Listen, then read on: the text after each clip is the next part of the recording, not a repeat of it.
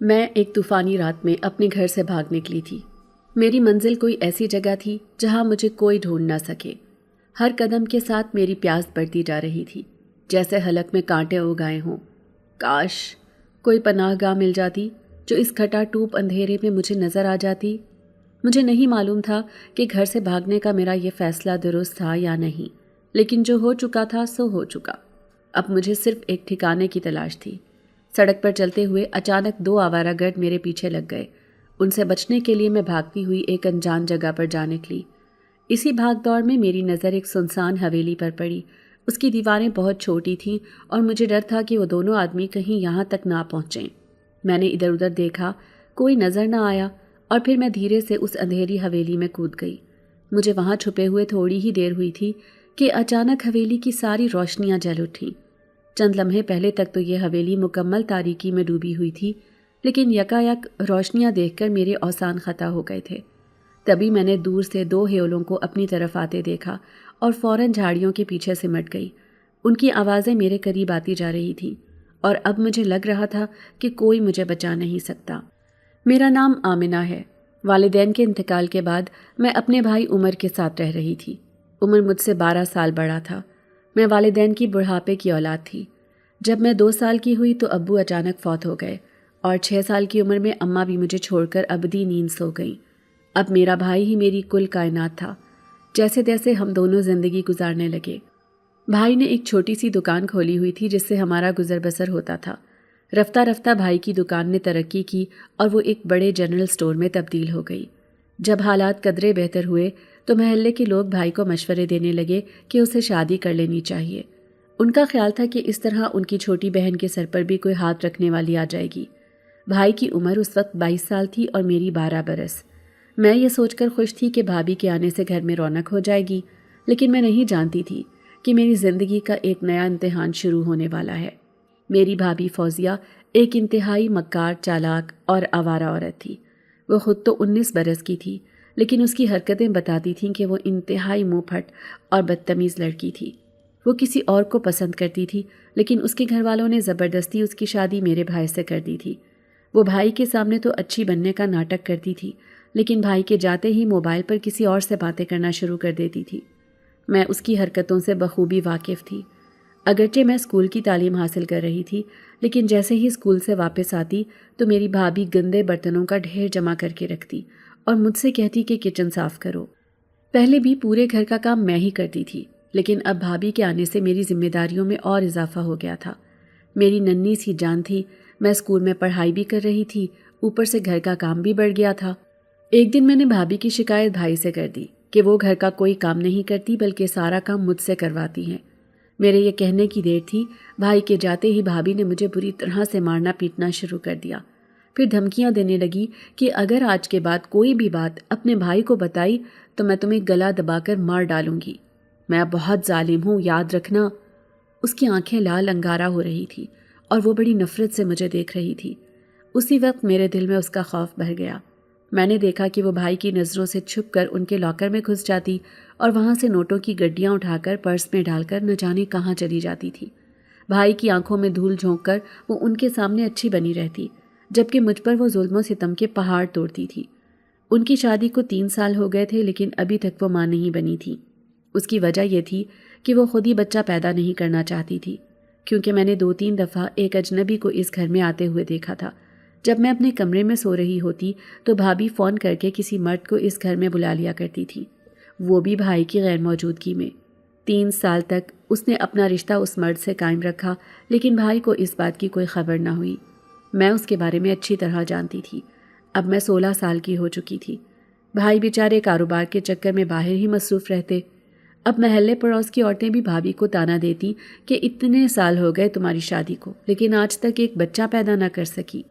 بھابھی لاپرواہی سے کہتی کہ جب میرے شوہر کو اس بات کی فکر نہیں تو تم کون ہوتی ہو مجھے یہ بات کہنے والی۔ پھر ایک دن میں نے بھابھی کو فون پر بات کرتے ہوئے سنا، جب وہ کسی شخص سے کہہ رہی تھی کہ کل رات میں یہاں سے فرار ہو جاؤں گی، میں نے سارا زیور اور پیسہ اکٹھا کر لیا ہے۔ ان کی یہ بات سن کر میرے اوزان خطا ہو گئے۔ میں نے میٹرک تک تعلیم حاصل کی تھی، اسی لیے میں بھابھی کی بات اچھی طرح سمجھ چکی تھی۔ اب میں بے چینی سے ہاتھ مسل رہی تھی۔ میں سوچنے لگی کہ میں بھائی کو یہ بات بتا دیتی ہوں۔ تبھی جیسے ہی بھابھی اس گھر سے فرار ہونے لگی، اس سے پہلے ہی میں نے بھابھی کو رنگے ہاتھوں پکڑ لیا تھا۔ اتفاق سے بھائی بھی اسی وقت گھر پر آ گئے، لیکن بھابھی نے الٹا مجھ پر ہی الزامات لگا دیے کہ وہ نہیں بلکہ میں اس آدمی کے ساتھ فرار ہونے کی کوشش کر رہی تھی۔ میں رو رو کر بھائی کے سامنے صفائیاں دیتی رہی، آپ کی بیوی جھوٹ بول رہی ہے، لیکن بھائی کی آنکھوں پر تو جیسے بھابھی کے پیار کی پٹی بندھی ہوئی تھی۔ انہوں نے میری کسی بات پر یقین نہیں کیا۔ میں سوچ بھی نہیں سکتی تھی کہ میرا بھائی میرے کردار کو اس قدر نیچ اور گھٹیا سمجھے گا۔ انہوں نے دوسرے دن ہی زبردستی میرا اسی بڑی عمر والے آدمی سے رشتہ طے کر دیا۔ اس آدمی کے تو وارے نیارے ہو گئے تھے، کیونکہ وہ پہلے سے شادی شدہ 4 بچوں کا باپ تھا۔ بھابھی تو اسے نہ ملی، لیکن میرا زبردستی رشتہ میرے بھائی نے اس کے ساتھ کرنے کا فیصلہ کر لیا تھا۔ پھر اس رات بھابھی میرے کمرے میں آئی اور کہنے لگی، دیکھا مجھ سے پنگے لینے کا انجام۔ تو میں سمجھاتی تھی کہ میرے معاملات میں ٹانگ نہ اڑایا کرو، اب تم ساری زندگی اس بوڑھے آدمی کے ساتھ گزارنا۔ مجھے اس گھر میں رہنے والے ایک ایک شخص سے نفرت ہو گئی تھی۔ میں کسی صورت یہ نہیں چاہتی تھی کہ میری شادی اس سے ہو، اسی لیے اس رات میں نے گھر سے بھاگنے کا فیصلہ کر لیا۔ جب اتنی بدنامی ہو گئی تھی تو پھر یہ سب تو مجھے کرنا ہی تھا، اسی لیے اس رات بنا سوچے سمجھے میں گھر سے بھاگ آئی تھی۔ میرا رخ ریلوے اسٹیشن کی طرف تھا، لیکن وہاں بیٹھے ہوئے مجھے تھوڑی ہی دیر ہوئی تھی کہ اچانک میں نے 2 آدمیوں کو اپنی طرف آتے دیکھا۔ وہ میرے دائیں بائیں آ کر کھڑے ہو گئے تھے۔ شاید مجھے اکیلا دیکھ کر نہ جانے وہ میرے ساتھ کیا کرنے والے تھے۔ اس خوف نے مجھے وہاں سے بھاگنے پر مجبور کر دیا اور میں اندھا دھند بھاگنا شروع ہو گئی۔ تبھی اس جنگل میں پہنچ کر میری آنکھوں کے سامنے یہ حویلی آئی تو میں پناہ لینے کے لیے اس میں کود گئی۔ جو شخص میری طرف آئے تھے وہ چاروں طرف اب مجھے ڈھونڈ رہے تھے، لیکن میں جھاڑیوں کے پیچھے چھپی آواز بھی نہیں نکال رہی تھی۔ ان کے حلیے عجیب سے تھے، لمبے لمبے سے لباس پہنے وہ عجیب مخلوق لگ رہی تھی۔ اچانک ہی کسی زہریلے جانور نے میرے پاؤں پر کاٹا تو میں نے زوردار چیخ ماری۔ میری چیخ کی آواز سن کر وہ پلٹے اور چلتے ہوئے میری طرف آ گئے۔ ایک تو درد کی شدت، اوپر سے اس خوف نے تو مجھے ہوش و حواس سے بیگانہ کر دیا، اور پھر میں بے ہوش ہو کر نیچے گر گئی۔ جب مجھے ہوش آیا تو میں نیچے فرش پر گری پڑی تھی۔ میرے چاروں طرف کھڑے ہوئے عجیب سی شکل والے لوگ مجھے یوں دیکھ رہے تھے جیسے میں کوئی غیر مرئی مخلوق تھی۔ میں دھیرے دھیرے اٹھ کر کھڑی ہوئی، لیکن پھر پاؤں کی تکلیف اتنی تھی کہ میں دوبارہ نیچے گر گئی۔ مجھے یاد آیا کہ مجھے زہریلے جانور نے کاٹا تھا۔ وہاں پر موجود سبھی لوگ مجھے غصے سے دیکھ رہے تھے، جیسے انہیں میرا یہاں آنا پسند نہ آیا ہو۔ پھر ان کے درمیان کھڑا ہوا لمبا چوڑا شخص میرے پاس آیا اور کہنے لگا، لڑکی، بغیر اجازت اس حویلی میں کیوں آئی ہو؟ ہم تمہیں ابھی اور اسی وقت اس پنجرے میں قید کر دیں گے۔ یہ بات سن کر تو میرے حواس جاتے رہے۔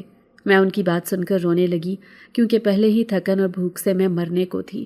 مجھے روتے ہوئے دیکھ کر وہ شخص کہنے لگا، ہمیں رونے سے سخت نفرت ہے، اس لیے ہمارے سامنے یہ ڈرامہ کرنے کی ضرورت نہیں۔ چلو جن زادو، اسے اٹھا کر اس پنجرے میں قید کر دو۔ اب وہ دونوں کھڑے ہوئے لمبے چوڑے انسان مجھے کھینچتے ہوئے اس پنجرے میں لے گئے جو لوہے کا بنا ہوا تھا۔ میں بھوک سے تڑپ رہی تھی، اسی لیے ان سے التجا کرنے لگی، خدا کے لیے مجھے یہ سزا نہ دو، میں یہاں سے چلی جاؤں گی، بس مجھے کھانے کے لیے کچھ دے دو، میں 2 دن سے بھوکی ہوں۔ میرا یوں رونا دھونا دیکھ کر وہ شخص بہت غصے میں تھا۔ پھر وہاں سے گزرنے والی ایک عجیب سی ہیبت ناک شکل کی عورت سے کہنے لگا، جاؤ اسے کھانا دو، ورنہ یہ لڑکی رو رو کر ہمارے سر میں درد کر دے گی۔ پھر اس عورت نے عجیب ملغوبہ سا بنا ہوا کھانا میرے سامنے لا کر رکھ دیا۔ اس کھانے کو دیکھ کر مجھے الٹی آ رہی تھی، لیکن بھوک کی شدت اتنی تھی کہ میں وہی کھانا مزے لے لے کر کھانے لگی۔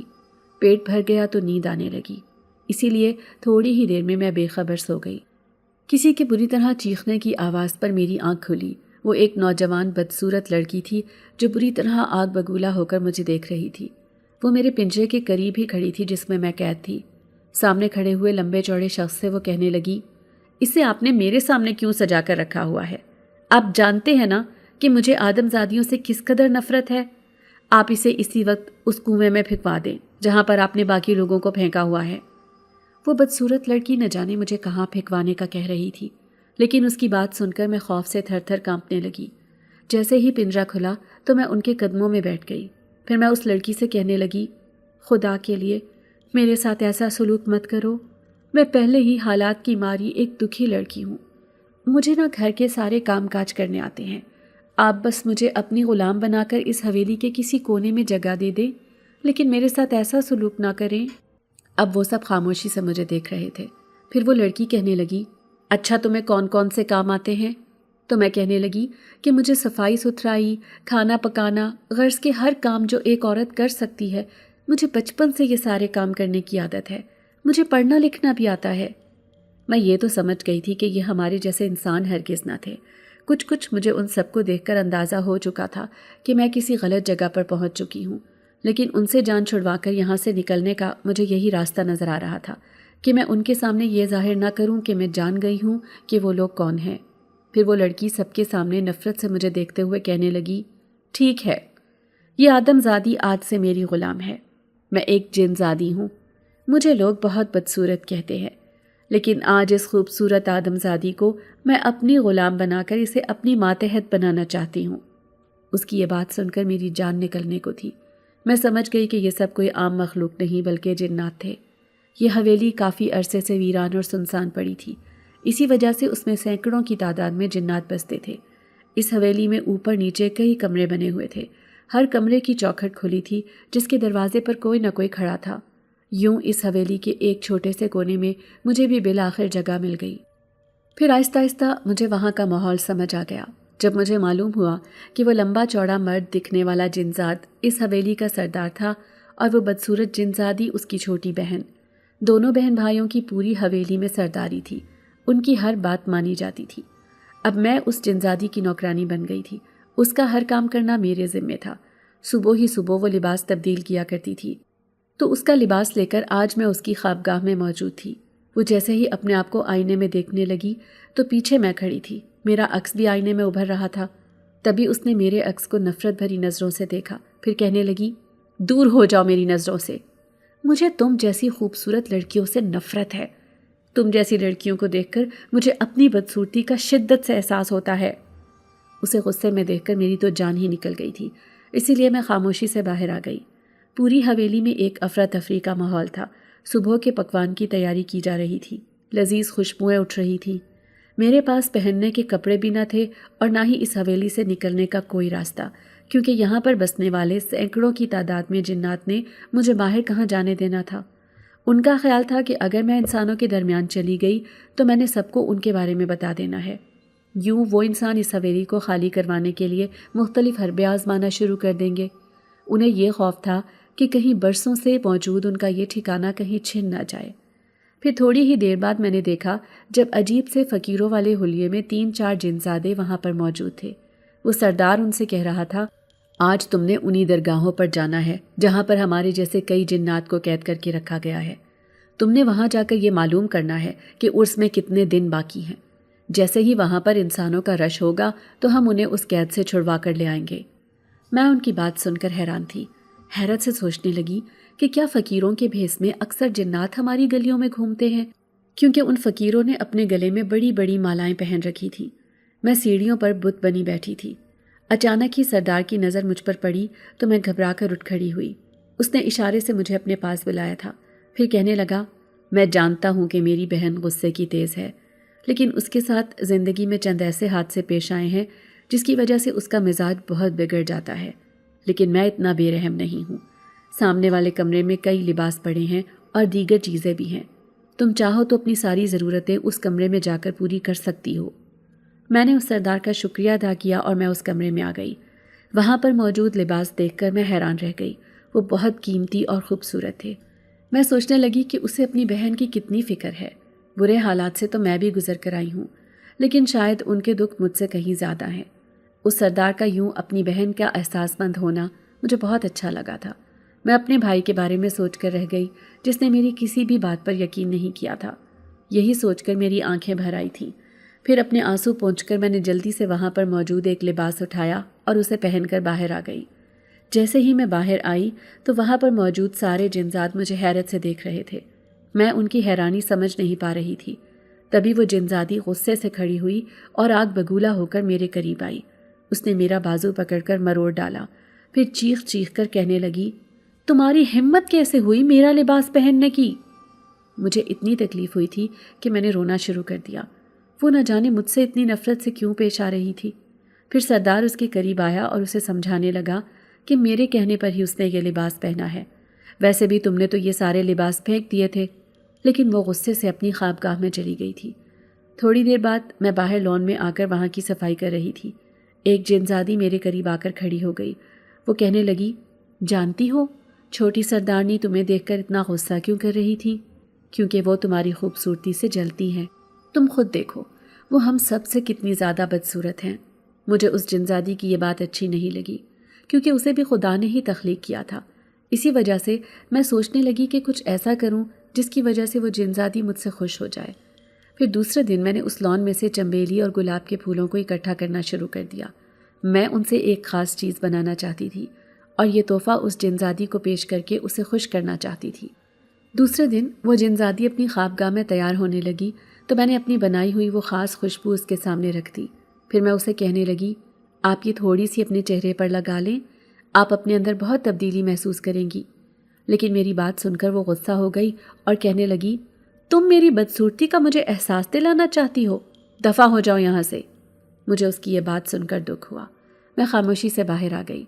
دن یوں ہی خاموشی سے گزرتے جا رہے تھے۔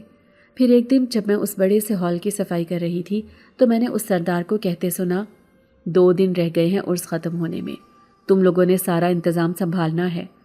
اس کی نظر مجھ پر پڑی تو وہ کچھ چونک سا گیا، پھر کہنے لگا، کیوں نہ ہم اس بار اس لڑکی کی مدد لیتے ہیں، اتنی بھیڑ میں یہ لڑکی ہمارا ہر کام آسانی سے کر دے گی۔ وہ فقیر کے حلیے والے جنات اس سردار کی بات کی تائید کر رہے تھے، لیکن میں خوف سے کانپ کر رہ گئی۔ میں بھلا ان کا کام کیسے کر سکتی تھی؟ نہیں، اس سے پہلے کہ یہ ذمہ داری مجھے سونپیں، مجھے یہاں سے بھاگ جانا چاہیے۔ یہی سوچ کر میں ادھر ادھر جانے کو تھی کہ اچانک ہی اس نے مجھے اپنے پاس بلا لیا۔ وہ کہنے لگا، لڑکی، اگر تم ہمارا ایک کام کر دو گی تو ہم تمہاری زندگی بدل کر رکھ دیں گے۔ یہ کام ہمارے لیے بہت اہمیت رکھتا ہے، امید ہے اس کام میں تم ہماری مدد کرو گی۔ میں اس سے کیا کہتی، مجھے کچھ سمجھ نہیں آئی تھی، اسی لیے میں پوچھنے لگی، کیسا کام؟ وہ سردار کہنے لگا، اس کے لیے تمہیں اس حویلی سے باہر اپنی دنیا میں جانا ہوگا۔ یہاں سے دور ایک بہت بڑا مزار ہے، وہاں پر ایک پیر رہتا ہے۔ وہ لوگوں سے پیسہ بٹور کر انہیں جھوٹ کہتا ہے کہ تمہارے اوپر جنات کا سایہ ہے۔ یوں وہ بھولے بھالے انسان اس کی بات سن کر بے وقوف بن جاتے ہیں اور لاکھوں پیسے بٹور کر وہ ان کا علاج شروع کر دیتا ہے۔ اس مزار پر وہ رہتا ہے اور وہاں پر ہزاروں سال سے قید ہمارے جنات ہماری مدد کے منتظر ہیں۔ کئی سالوں بعد آخر کار آج وہ دن آنے والا ہے جب ہم انہیں آزاد کروا لیں گے۔ لوگوں کی بھیڑ میں ہمارے جنات فقیر کا حلیہ بنا کر اس مزار پر جائیں گے۔ دنیا کے سامنے وہ فقیر ہوں گے، لیکن در حقیقت وہ وہاں ہمارے جنات کی مدد کرنے جائیں گے۔ اب تم نے بھی ہمارا ایک کام کرنا ہوگا، تم بھی ان فقیروں کے ساتھ شامل ہوگی، وہ بھی ایک فقیرنی کے روپ میں۔ ہم تمہارا حلیہ بالکل بدل کر رکھ دیں گے، کوئی تمہیں پہچان نہیں سکے گا کہ تم در حقیقت کوئی نوجوان لڑکی ہو یا کوئی بوڑھی فقیرنی۔ میں ان کا یہ کام کبھی بھی نہیں کر سکتی تھی، لیکن ان کی بات سے انکار کرنے کی ہمت بھی میرے اندر نہیں تھی، اسی لیے خاموشی سے ان کی باتیں سنتی رہی۔ لیکن یہ بات سوچ کر میں خوش تھی کہ اس طرح سے مجھے اپنی دنیا میں واپس جانے کا موقع مل جائے گا۔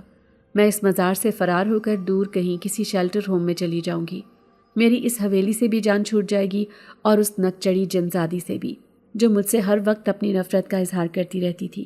پھر اس رات میں سوئی تو مجھے حویلی سے عجیب و غریب آوازیں سنائی دی، ایسے لگ رہا تھا جیسے سارے جنات مل کر شور مچا رہے ہوں۔ پھر میں نے بھی اپنے کمرے کی کھڑکی سے جھانک کر دیکھا تو حیران رہ گئی، وہاں تو پوری حویلی ہی روشن تھی، ایسے لگتا تھا جیسے کسی جشن کا سماں ہے۔ میں نے وہاں کھڑی 2 جنزادیوں کی باتیں سن لیں جو آپس میں کہہ رہی تھیں، یہ جشن ہمارے ان جنات کے واپس آنے کی خوشی میں ہے جو کئی سالوں سے اس مزار میں قید ہیں۔ تبھی میں انہیں دیکھنے کے لیے باہر آئی تو اچانک ہی ان سب کی نظر مجھ پر پڑی، وہ سب خاموش ہو گئے۔ پھر ان کا سردار انہیں کہنے لگا، یہ لڑکی بھی ہمارے لیے بہت اہمیت رکھتی ہے، کیونکہ اس نے ہمارے ساتھ کام کرنے کی حامی بھری ہے، مجھے امید ہے کہ یہ ہمیں دھوکہ نہیں دے گی۔ پھر وہ سب جھک جھک کر میرا شکریہ ادا کرنے لگے۔ میں نے اس جنزادی کو دیکھا تو آج وہ بھی مسکرا رہی تھی۔ پھر وہ دھیرے دھیرے چلتے ہوئے میرے قریب آئی اور کہنے لگی، میں تمہیں غلط سمجھتی آئی ہوں، لیکن تم تو ایک اچھی لڑکی ہو، تم جانتی ہو کہ ان جنزادوں میں میرا منگیتر بھی شامل ہے، وہ کئی سالوں سے وہاں پر قید ہے، اگر وہ سب واپس آ جائیں گے تو میری کھوئی ہوئی زندگی مجھے واپس مل جائے گی۔ میں اس سے بچپن سے ہی بہت پیار کرتی تھی، وہ بڑے لگاؤ سے مجھے کہہ رہی تھی۔ ان سب کا رویہ میرے ساتھ حیرت انگیز طور پر بدل گیا تھا۔ یقیناً یہ کام میرے لیے آسان نہ تھا۔ میں تو اس کام کے ذریعے یہاں سے فرار ہونے کا سوچ رہی تھی، لیکن پھر یاد آیا کہ وہ جنات بھی تو میرے آس پاس موجود رہیں گے، وہ بھلا مجھے کہاں جانے دیں گے؟ 2 دن اسی سوچ میں گزر گئے۔ تیسرے دن آخر کار وہ دن بھی آ گیا جب مجھے اسی مزار پر جانا تھا۔ 3 جنات بھی میرے ساتھ تھے، وہ بھی فقیر کے حلیے میں ہی تھے۔ تھوڑی دیر بعد ایک جنزادی آئی، اس نے مجھے عجیب سا لباس پہنا دیا جسے پہن کر میں بالکل ایک فقیرنی کی طرح دکھائی دے رہی تھی۔ میرے بکھرے ہوئے بال اور گلے میں پہنی ہوئی مالا، میں اپنے آپ کو پہچان نہیں پائی تھی۔ پھر اس سردار نے مجھے کہا، اگر تم ہمارے کام میں کامیاب ہو گئی تو میں تمہاری زندگی بدل دوں گا۔ ایک اچھی اور پرآسائش زندگی گزارنا چاہتی ہو تو ہمیں دھوکہ دینے کی کوشش نہ کرنا۔ اس کی اس بات نے مجھے خوف میں مبتلا کر دیا تھا۔ پھر میں اس حویلی سے باہر آ گئی۔ باہر کی دنیا تو بالکل ہی ویران پڑی تھی۔ یہ حویلی بالکل الگ تھلگ ایک سنسان جگہ پر واقع تھی۔ میں تو سب کو نظر آ سکتی تھی، لیکن میرے ساتھ موجود جنات کسی کو بھی نظر نہیں آ رہے تھے۔ میں نے آج تک ایسا حلیہ نہیں اپنایا تھا، اس لیے میں اپنے آپ میں بہت عجیب محسوس کر رہی تھی۔ میرے ساتھ موجود تینوں جنزادے مجھے راستہ بتا رہے تھے۔ پیدل ہی پیدل چلتے جنگلوں سے ہوتے ہوئے بالآخر اب میں شہر کی گلیوں میں داخل ہو رہی تھی۔ لوگ بڑی حقارت بھری نظروں سے مجھے دیکھ رہے تھے۔ ویسے بھی میرا حلیہ ہی ایسا تھا کہ لوگ میری عزت کہاں کرتے۔ اب میں اس دربار کی سیڑھیوں پر جا کر بیٹھ گئی۔ آہستہ آہستہ وہ بھرنے لگا تھا۔ آج رات کو یہاں پر عرس تھا۔ میں جانتی تھی کہ اتنے انسانوں کی بھیڑ میں ان جنات کا میرے ساتھ رہنا بہت مشکل تھا۔ میں وہ جگہ دیکھنا چاہتی تھی جہاں پر ان جیسے جنات کو قید کیا گیا تھا، لیکن اٹھ کر جیسے ہی اندر جاتی تو دربار کا درباری مجھے باہر نکال دیتا۔ پورا مزار روشنیوں سے جگمگا رہا تھا۔ ایک طرف دیگیں پک رہی تھیں تو دوسری طرف اس دربار کے رکھوالے صاف ستھرائی کرنے میں جٹے ہوئے تھے۔ درباریوں کی نظریں بچا کر آخر کار مجھے اندر جانا ہی تھا۔ اب میں موقع کی تلاش میں تھی کہ کب یہ ادھر ادھر ہوں اور میں لوگوں کی بھیڑ میں گھس جاؤں۔ پھر بالآخر مجھے موقع مل ہی گیا، اور جیسے ہی وہ درباری باہر گیا میں بھی چپکے سے اندر چلی گئی۔ وہ اچھا خاصا بڑا مزار تھا۔ ایک طرف نیچے کو سیڑھیاں جاتی تھیں۔ جیسے ہی میں سیڑھیوں سے نیچے گئی تو حیران رہ گئی۔ وہاں تو اچھے خاصے کمرے بنے ہوئے تھے اور ایک بازار بھی موجود تھا جس میں نت نئی چیزیں بک رہی تھیں۔ وہاں تو ایک الگ ہی دنیا آباد تھی۔ ایک چشمہ تھا جس کا شفاف پانی بہہ رہا تھا۔ چشمے میں موجود سکے اور قیمتی چیزیں دور سے ہی نظر آ رہی تھیں۔ تبھی میری نظر ایک جالیوں والے دروازے پر پڑی۔ اس پر موٹا سا تالا لگا ہوا تھا، لیکن حیرت کی بات یہ تھی کہ کمرے کا دروازہ انتہائی چھوٹا تھا اور ساری دیواروں پر نہ جانے عجیب و غریب سی تصویریں چھپی ہوئی تھیں۔ اس میں بمشکل ایک آدمی ہی کھڑا ہو سکتا تھا۔ میں حیرت سے کھڑے ہو کر اسے دیکھ رہی تھی، تبھی میرے پاس سے گزرنے والا ایک آدمی کہنے لگا، کیا دیکھ رہی ہو بی بی؟ اس کمرے میں تو جنات کو قید کیا جاتا ہے، یہ تو کئی سالوں سے بند پڑا ہے۔ میں نے پاس سے گزرنے والے اس آدمی کو غور سے دیکھا تو وہ آگے جا کر غائب ہو گیا۔ میں سمجھ گئی کہ وہ جنزادہ تھا جو میری مدد کرنے آیا تھا۔ اب میں اس کمرے کے سامنے لوگوں کی بھیڑ میں شامل ہو گئی۔ میری نظریں انہی جنزادوں کو تلاش کر رہی تھیں۔ میں تو سوچنے لگی کہ وہ میری مدد کرنے کو آئیں گے، لیکن وہ تو ایسے غائب ہو گئے تھے جیسے یہاں پر موجود ہی نہ ہوں۔ اب یہ سارا کام مجھے اکیلے ہی کرنا تھا۔ لوگوں کا خوف بھی مجھے کھائے جا رہا تھا۔ کہیں کسی نے مجھے اس کمرے کا دروازہ کھولتے ہوئے دیکھ لیا تو لوگوں نے تو مجھے مار ڈالنا ہے۔ میں نے دیکھا کہ دھیرے دھیرے رش بڑھ رہا تھا۔ مزار پر قدم رکھنے کی بھی جگہ نہ تھی۔ ایک ہرے کپڑے پہنے ہوئے شخص وہاں پر موجود تھا جو لوگوں کو راستہ بتا رہا تھا اور رش کو کم کرنے کی کوشش بھی کر رہا تھا۔ اس کے گلے میں ایک سفید رنگ کا کپڑا پہن رکھا تھا۔ اس کمرے کا تالا توڑنا آسان نہ تھا۔ اچھا ہوتا کہ اتنے رش میں مجھے اس کی چابی مل جاتی تو میں آسانی سے یہ کام کر سکتی تھی۔ اب میں قدرے الگ سی جگہ پر آ کر کھڑی ہو گئی۔ یہاں پر کوئی بھی موجود نہ تھا۔ لوگوں کے سامنے بظاہر میں ہاتھ پھیلا پھیلا کر بھیک مانگ رہی تھی، لیکن در حقیقت میری نظریں انہی جنزادوں کو ڈھونڈ رہی تھیں جو نہ جانے کہاں غائب ہو گئے تھے۔ اچانک ہی مجھے اپنے کان میں سرگوشی سنائی دی، سامنے کھڑے ہوئے شخص کے سفید کپڑے میں چابیاں موجود ہیں، انہی چابی میں سے ایک چابی اس کمرے کی ہے، تم جاؤ اس کے پاس، ہم تمہاری مدد کرنے تمہارے پیچھے آ جائیں گے۔ اب تو میرا خون خشک ہو گیا، یعنی وہ جنزادے میرے آس پاس ہی موجود تھے لیکن مجھے دکھائی نہیں دے رہے تھے۔ دھیرے دھیرے میں اس شخص کی طرف بڑھنے لگی۔ اچانک ہی میں نے دیکھا جب وہ بالکل چپ چاپ ساکت کھڑا ہو گیا۔ پہلے تو وہ لوگوں کو ہاتھ ہلا ہلا کر ادھر ادھر بھگا رہا تھا، اب وہ ایسے کھڑا تھا جیسے اس کے وجود میں جان ہی نہ ہو۔ میں نے بڑے آرام اور چپکے سے وہ چابیوں کا گچھا اس کے کپڑے سے کھول لیا تھا۔ یقیناً جنزادوں نے اس کے ساتھ کچھ کیا ہوگا، جبھی تو وہ بالکل ایسے ہو گیا تھا جیسے پتھر کا بنا ہو۔ اب میں نے چابیاں لیں اور فوراً ہی ادھر ادھر ہو گئی۔ تھوڑی دیر بعد میں نے دیکھا کہ وہ بالکل اپنی صحیح حالت میں لوٹ آیا تھا۔ اب میں اس جالی والے دروازے کے پاس آ کر کھڑی ہو گئی۔ ایک ایک کر کے چابی لگا کر دیکھنا آسان کام نہ تھا۔ لوگوں کے دھکوں سے میرا وجود شل ہو رہا تھا۔ میں سوچنے لگی کہ یہ کام کرنے سے تو بہتر تھا میں یہاں سے بھاگ جاؤں، کم از کم میری زندگی اتنی مشکل میں تو نہ پڑتی۔ پھر جلدی سے میں نے ایک ایک کر کے چابی لگا کر دیکھنا شروع کر دی۔ میں بالکل دروازے کے ساتھ ہی چپک کر کھڑی تھی۔ لوگ دور کھڑے ہو کر اس دروازے کو دیکھ رہے تھے، جبکہ میں اس کے بالکل ہی ساتھ کھڑی تھی۔ اس سے پہلے کہ اس درباری کی نظر مجھ پر پڑتی، میں نے جلدی جلدی اپنا کام کرنا شروع کر دیا تھا۔ بالآخر ایک چابی سے وہ تالا کھل گیا۔ اب میں نے جیسے ہی تالا کھولا، میں وہاں سے بھاگی اور میں نے دیکھا کہ خود بخود اس کمرے کا دروازہ کھل گیا تھا۔ لیکن اس درباری کی نظر مجھ پر پڑ چکی تھی۔ اس نے میرے ہاتھ میں چابیوں کا وہ گچھا دیکھ لیا تھا۔ لوگوں کی ایک بھیڑ تھی جو میرے ارد گرد جمع ہو گئی تھی۔ اچانک ہی لوگوں کی اس بھیڑ میں جیسے ہاہاکار مچ گئی، کیونکہ سارے ہی لوگ خوف سے ادھر ادھر بھاگ رہے تھے۔ لوگ یہ شور مچا رہے تھے کہ جنات آزاد ہو گئے ہیں، ایسا نہ ہو کہ وہ ہم میں سے کسی پر حملہ کر دیں۔ چاروں طرف دھواں پھیلا ہوا تھا۔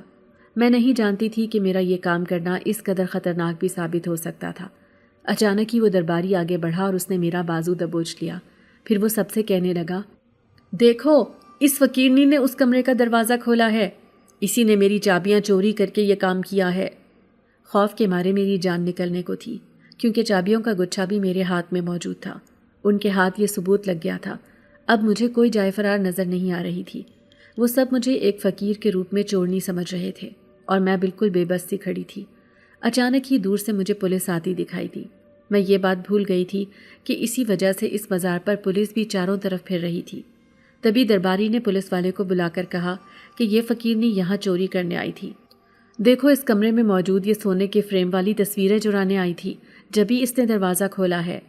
میں نہیں جانتی کہ وہ تصویریں سونے کی تھیں یا نہیں، لیکن مجھے اس بارے میں بالکل بھی معلوم نہیں تھا۔ تھوڑی ہی دیر بعد پولیس مجھے اپنے ساتھ لے کر جا رہی تھی اور میں بے بسی سے ان کے ساتھ جانے پر مجبور تھی۔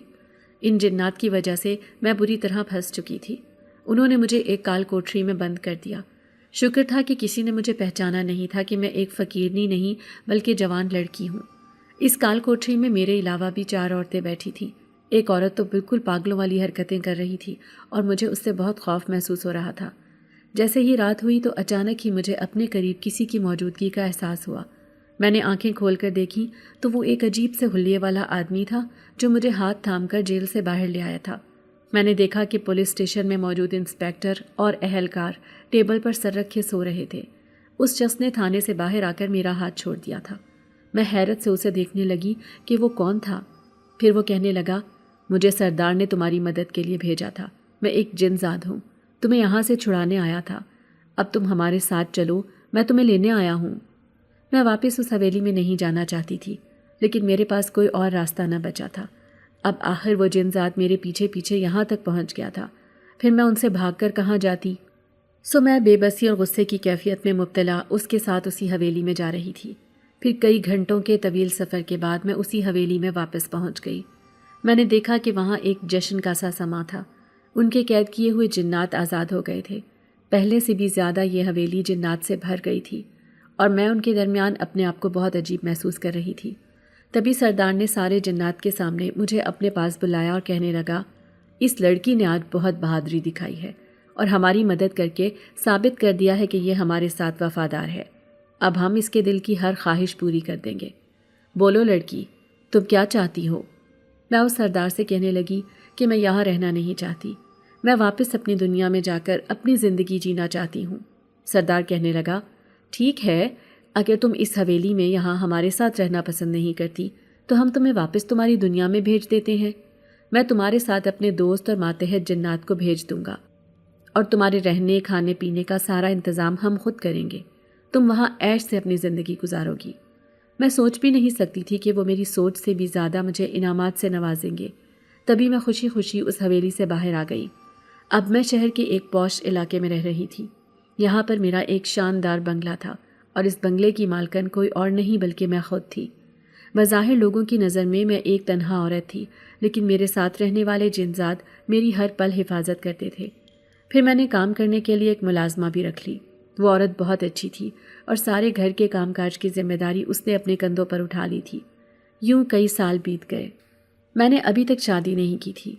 پھر ایک دن میں اپنے گھر کے باہر لان میں بیٹھی تھی کہ اچانک ایک فقیر میرے دروازے پر آیا۔ اس کا حال برا تھا، پھٹے پرانے کپڑے پہن رکھے تھے، بالوں میں بھی گند بھرا ہوا تھا، ایسے لگتا تھا کہ کئی سالوں سے نہیں نہایا ہو۔ ملازمہ جھڑک کر اسے وہاں سے بھگا رہی تھی، لیکن میں اٹھ کر اس کے پاس گئی اور اسے غور سے دیکھنے لگی۔ وہ چہرہ مجھے جانا پہچانا معلوم ہوتا تھا۔ پھر میں اپنا دل تھام کر رہ گئی، یہ جان کر کہ وہ کوئی اور نہیں بلکہ میرا بھائی عمر تھا۔ اگرچہ وقت کے کئی سال بیت جانے کے بعد وہ اپنی عمر سے بہت بڑے لگ رہے تھے، لیکن ان کا چہرہ میں اچھی طرح پہچان گئی تھی۔ پھر میں نے جب انہیں بتایا کہ میں آپ کی بہن ہوں تو وہ مجھے دیکھ کر رونے لگے، کہنے لگے مجھے معاف کر دو، میں اس عورت کی گھٹیا باتوں میں آ کر تم پر ہاتھ اٹھا بیٹھا۔ لیکن ایک دن جب وہ اپنے آشنا کے ساتھ سارا مال زیور لے کر فرار ہو گئی تو مجھے یقین آیا کہ میری بہن سچی تھی جبکہ یہ بدبخت عورت جھوٹی تھی۔ اس نے مجھے برباد کر کے رکھ دیا، کاروبار میں بھی مجھے بہت نقصان اٹھانا پڑا۔ انہی پریشانیوں کی وجہ سے آہستہ آہستہ میں ذہنی مریض بنتا گیا۔ آج میرا یہ حال ہے کہ سڑکوں پر بھیک مانگتا پھرتا ہوں۔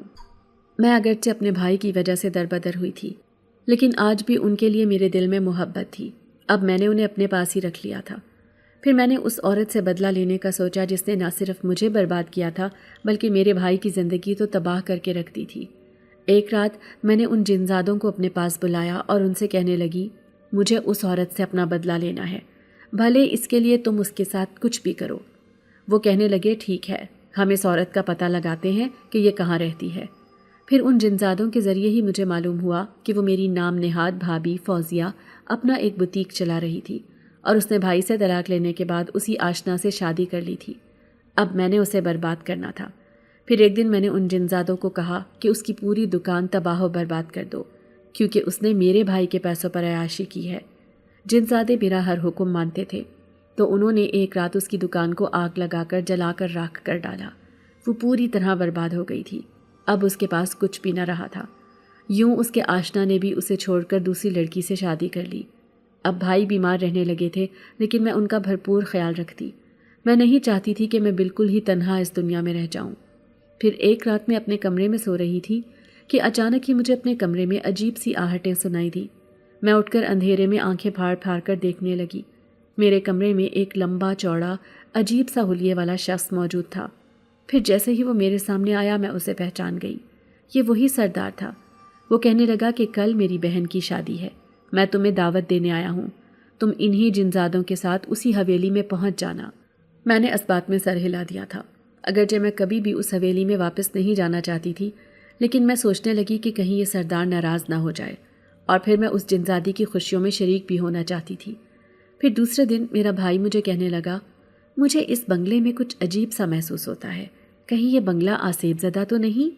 میں بھائی سے کہنے لگی نہیں بھائی، ایسی بات نہیں ہے، میں تو اس میں کئی سالوں سے رہتی آ رہی ہوں، بالکل محفوظ ہوں میں۔ بھائی کہنے لگے اصل میں نے کل ایک عجیب سی بات دیکھی، ایک اندیکھا سا وجود لان میں کھڑا تھا، جب میں نے 2-3 دفعہ اسے آوازیں لگائیں تو وہ وہاں سے غائب ہو گیا۔ میں کافی دیر تک اسے ڈھونڈتا رہا، لیکن اس کا نام و نشان بھی وہاں نہ تھا۔ میں بھائی کی بات پر چپ سی ہو گئی۔ میں انہیں کیا کہتی کہ یہ وہی جنزاد ہیں جو اس بنگلے میں میری حفاظت کے خیال سے رہتے ہیں۔ پھر میں نے سوچا کہ انہیں کہہ دوں کہ اب ان کی اس بنگلے میں کوئی ضرورت نہیں ہے، کیونکہ میرے ساتھ تو میرا بھائی موجود ہے۔ دوسرے دن اس حویلی میں جانا بھی ضروری تھا۔ اس دفعہ میں نے سوچ لیا تھا کہ اب میں آخری بار وہاں جا رہی ہوں۔ ساتھ ہی سردار سے میں نے یہ درخواست بھی کرنی تھی کہ اب مجھے ان جنزادوں کی کوئی ضرورت نہیں، برائے مہربانی آپ انہیں وہاں اپنی حویلی میں واپس بھلوا لیں۔ پھر بڑی دھوم دھام سے اس حویلی میں اس جنزادی کی شادی کی تقریب رکھی گئی۔ وہ بڑی خوش نظر آتی تھی۔ اس نے مجھ سے بھی اپنے رویے کی معافی مانگ لی تھی اور میں نے خوش دلی سے اسے معاف کر دیا تھا۔ پھر میں نے اس سردار سے درخواست کی تو اس نے کہا ٹھیک ہے، جیسے تمہاری مرضی، لیکن زندگی کے کسی مقام پر بھی تمہیں ہماری ضرورت ہو تو بس ایک بار ہمیں یاد کر لینا۔ اب میں اپنی دنیا میں واپس آ گئی تھی۔ میرا بھائی کہنے لگا تم اس بنگلے میں تنہا رہتی ہو، لیکن میں چاہتا ہوں کہ تم کسی سے شادی کر لو۔ اب تو میری حالت بھی ٹھیک نہیں رہتی، گردوں کے مرض نے مجھے جکڑ لیا ہے، میری زندگی کا کوئی پتہ نہیں۔ میں بھائی سے کہنے لگی کہ مجھے شادی کے نام سے نفرت ہے، میں اب زندگی بھر شادی نہیں کرنا چاہتی۔ لیکن جب میرا بھائی زیادہ بیمار رہنے لگا تو اب میں خوفزدہ ہو گئی۔ میں سوچنے لگی کہ اگر عمر بھائی کو کچھ ہو گیا تو میں پھر سے تنہا رہ جاؤں گی۔ اب تو میں نے ان جنزادوں کو بھی واپس بھیج دیا تھا۔ پھر بھائی چند دن تک ہسپتال میں رہے، ان کی طبیعت بہت زیادہ خراب تھی۔ میں نے اس دوران میں ان کا بھرپور خیال رکھا، لیکن ان کے گردوں کی تکلیف بڑھ گئی تھی، ان کے گردے کام کرنا چھوڑ گئے تھے، اسی لیے پھر ایک دن وہ مجھے چھوڑ کر اس دنیا سے چلے گئے۔ اب میں ایک بار پھر سے تنہا اس بنگلے میں اپنی زندگی گزارنے لگی۔ ایک بار رات کو سونے لگی تو اچانک ہی مجھے ٹارچ کی روشنی دکھائی دی۔ میں کھڑکی سے جھانک کر دیکھنے لگی تو لان میں تو مکمل اندھیرا تھا، لیکن دو جوان چہرے پر نقاب لیے ادھر ادھر گھوم رہے تھے۔ میرے دل کو خوف نے جکڑ لیا، کہیں یہ چور ڈاکو تو نہیں؟ اس بات نے مجھے بہت پریشان اور خوفزدہ کر دیا تھا۔ اب میں دل ہی دل میں دعا کرنے لگی کہ یہ یہاں سے چلے جائیں، ایسا نہ ہو کہ یہ مجھے اکیلا سمجھ کر مار ڈالیں۔ میں کمرے میں بیٹھی ان کے قدموں کی آہٹیں سن رہی تھی۔ پھر چند منٹ بعد خاموشی چھا گئی۔ میں اتنی خوفزدہ تھی کہ میری ہمت ہی نہ ہوئی کہ میں اٹھ کر باہر جھانک کر دیکھ سکوں کہ وہ ہیں یا چلے گئے۔ لیکن دوسری صبح ایک عجیب واقعہ ہوا، جب دو ڈاکو اس بنگلے کے باہر مردہ حالت میں ملے تھے۔ سارے محلے کے لوگ جمع ہو گئے۔ لوگوں کا کہنا تھا کہ انہیں کرنٹ لگا ہے جس کی وجہ سے یہ مر چکے ہیں۔ پھر لوگ مجھ سے کہنے لگے کہ آپ کو کسی قسم کا کوئی نقصان تو نہیں ہوا؟ یہ ضرور ڈکیتی کے ارادے سے اس بنگلے میں داخل ہوئے تھے۔ لیکن میں حیران تھی کہ ان کا یہ حال کس نے کیا ہے۔ پھر دوسری رات میں سوئی تو یہ راز بھی میرے سامنے کھل گیا، جب وہی سردار میرے سامنے کھڑا مجھے کہنے لگا، تم نے تو ہم سے اپنا سارا تعلق ختم کر لیا ہے، لیکن ہم تمہاری حفاظت کرنا نہیں چھوڑیں گے۔ اسی لیے جب یہ انسان بری نیت لے کر اس گھر میں داخل ہوئے تو ہمیں جنزادوں کے ذریعے معلوم ہو گیا تھا، اسی لیے ہم نے دیواروں میں کرنٹ چھوڑ دیا تھا، جس کی وجہ سے یہ اندر داخل نہ ہو سکے اور مر گئے۔ میں ان کا شکریہ ادا کر رہی تھی۔ پھر وہ کہنے لگا، تم ایک بہت اچھی اور مہربان لڑکی ہو، تمہیں دیکھتے ہی میں تمہیں چاہنے لگا تھا، لیکن پھر سوچتا کہ بھلا تم کسی جنزاد سے کیسے شادی کر سکتی ہو، اسی لیے کبھی بھی اپنے دل کی بات تم سے نہ کہی۔ میں دل میں سوچنے لگی کہ انسانوں سے اچھے تو یہ جنزاد ہیں جو کسی بھی مشکل گھڑی میں کسی کا ساتھ نہیں چھوڑتے۔ پھر میں اس جنزاد سردار سے کہنے لگی، میں نے زندگی بھر شادی نہ کرنے کا فیصلہ کیا تھا، لیکن آپ ایک مہربان جنزاد ہیں، اسی لیے میرے دل میں آپ کے لیے بہت محبت اور عزت ہے۔ میں آپ کو اپنی خوشی اور غم دونوں میں ہمیشہ یاد رکھوں گی۔ وہ میری یہ بات سن کر خوش ہوا اور پھر وہاں سے غائب ہو گیا۔ اب وہ ملازمہ اور میں دونوں ہی اس بنگلے میں سکون سے رہ رہے ہیں۔ میں جانتی ہوں کہ میں اکیلی رہتی ہوں، لیکن مجھے کسی سے کوئی ڈر نہیں، کیونکہ جنزاد میری حفاظت کے لیے میرے ساتھ موجود رہتے ہیں۔ سارے محلے والے حیران ہوتے ہیں کہ ایک تنہا عورت اتنے بڑے بنگلے میں اکیلی رہتی ہے۔